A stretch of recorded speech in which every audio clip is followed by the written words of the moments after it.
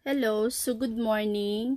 So ngayon, i-open ko na po yung aking account. Okay, so pakita ko sa inyo kung paano ko siya ginawa. So una, magsa-sign in ako dito. Okay, so kahit makita ninyo ito, pero hindi po ninyo ito mabubuksan yung aking account kasi masilan po tong aking account at meron po akong notification sa aking email na somebody opened my account. So, ngayon, okay, pakita ko sa inyo. Okay, so example, ito yung account ko na una, dahil marami akong branches, marami akong account dito sa company na I joined since 2017. Okay, so ayan, kahit pakita ko sa inyo yung aking password, hindi ninyo to mabubuksan hanggang hindi ko siya uh, ma-agree na pwede mong buksan yung aking account. So anyway, so tapos na akong mag-login. So papakita ko sa inyo. So ayan yung aking username and password. So magsa-sign in na po ako. Okay, so sabi niya dito is this device is not yet activated. So kailangan kong i-check yung aking email kasi nagsasabi siya dito na kailangan ko daw siyang i-activate. Okay, so chine-check ko pa yung aking mga ano. Okay, so hintayin natin yung aking OTP or tawag nito activation sa aking. Okay, marami akong mga garbage sa aking cellphone na kailangan kong erasein para makapasok yung aking ano. Minsan kasi pag puno na yung ano mo, hindi natin siya masasave.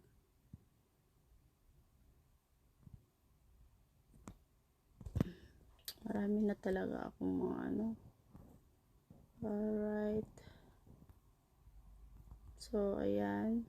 Habang hinihintay ko yung ano, nag-i-scroll muna ako. Ang tagal.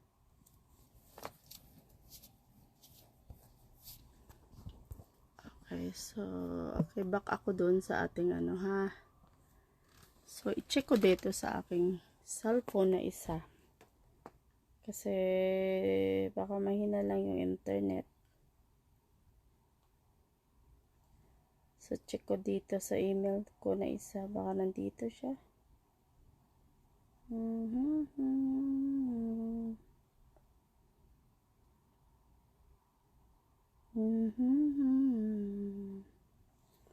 La la la. Okay, so minsan di-delay yung ano. So, sa internet connection. Okay.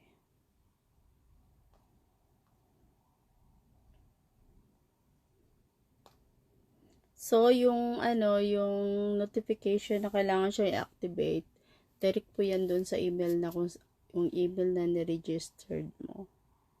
So, at this moment, so kailangan ko siyang hintayin.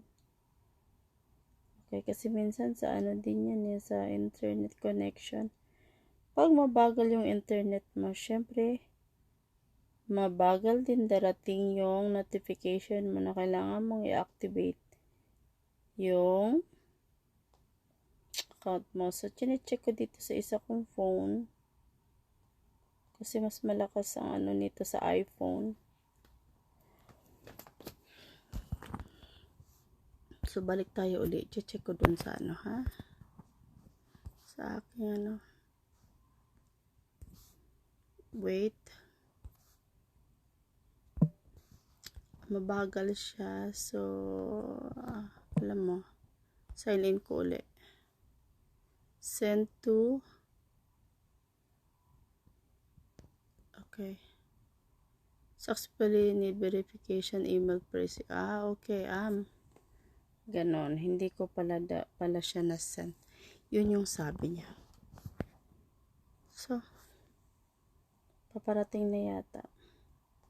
Kaya itong ano na to, yung business na nakita ko way back 2017, na sobrang ganda. ma-amaze ka talaga kasi secure na secure yung ano mo, yung username and password mo. 'Di ba? Secure na secure siya. So naglo-loading siya. So dumating na dito yung OTP sender niya. Okay, so pakita ko sa inyo mga mom and sir. So nandito na siya. Ayan, nakita niyo. So kailangan ko daw siyang i-activate. Click activate. Okay, so ibig sabihin okay na. So balik ako doon sa aking account. Okay, mga besh. So kailangan ko siyang i-sign in uli. Okay, so nandito na siya, no? Actually, hindi pa ako nakapagpundo. So ang laman ng aking e-cash. Okay, tulad to ng GCash na punduhan natin. So sabi niya 27.59 yung available sa aking pundo. Pero i-check natin kung magkano yung income ko ngayong buwan na to. Silipin natin yung aking income. Okay, anong sinasabi niya dito? Okay. Ano bang mayroon dito? Dito na lang ako mag-check sa summary income. Taran. Magkano? Anong mayroon ako dito? Ano sabi niya? Okay, man ito may 900. 900 total yung points ko. So, secure ito accumulated. Ano to? Teka. Ano to? 11,064.79 11,100. Teka, ano to? 100. Naku, hindi na yata ako marunong hindi na yata ako marunong magtingin ng pera ng Philippine money. O, diba, nakakaloka. Ayan, nakita ba nyo to? Ayan, total, target, profit point. Ano naman yung dito? So, ano yung personal sales? Check ko nga yung yung buwan ng June. Tapos, end of, ano ba? Bakit ganun? June, search. Wait, parang walang nangyari. June, set the date.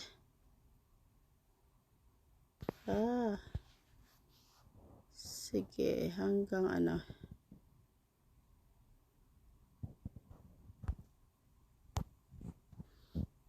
June, ano ba? Katapusan? Baka yan, baka pwede yan. Set the date. Try example lang to, ha. Ano sabi niya? Please type. Fill the required. Ano to? May personal. Ano to dito?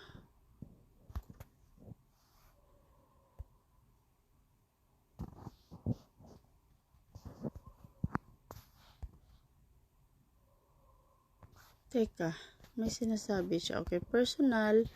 Tapos dito sa kabila, group.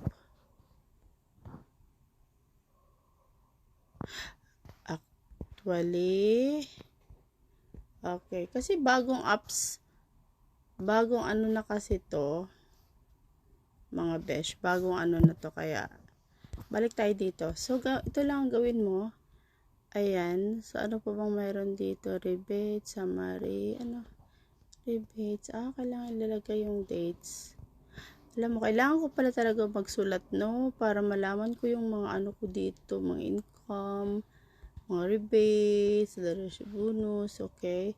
So, hindi tayo dyan magtatapos. So, ayan, pinakita ko na sa inyo. Okay, so ano to? July 1st. Anong date to? Network dashboard project. Network income.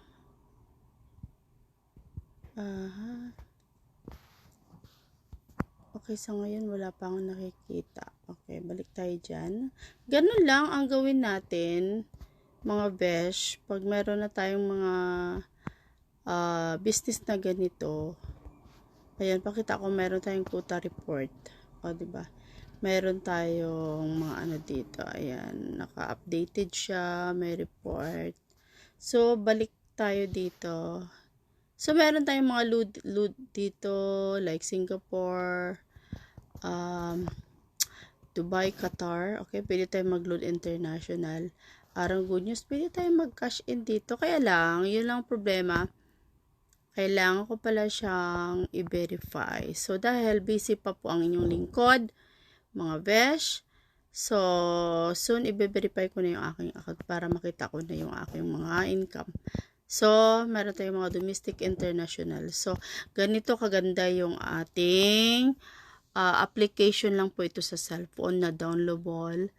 Okay, so, take note, hindi mo ito ma-open. Pwede kang mag-download, pero hindi mo ma-open hanggang hindi po tayo naka-registered sa business na ito. Okay, so bye! And see you for the next video. Hindi lang ako makatulog, kaya ginawa ko po tong video na to para sa lahat ng aking mga kakilala, kamag-anak, kaibigan, kaklase, okay, so sa aking mga kaaway. So pinapakita ko sa inyo na yung aking business is legit at magti 12 years na po siya. Okay, so bye and see you for the next video. Have a good day.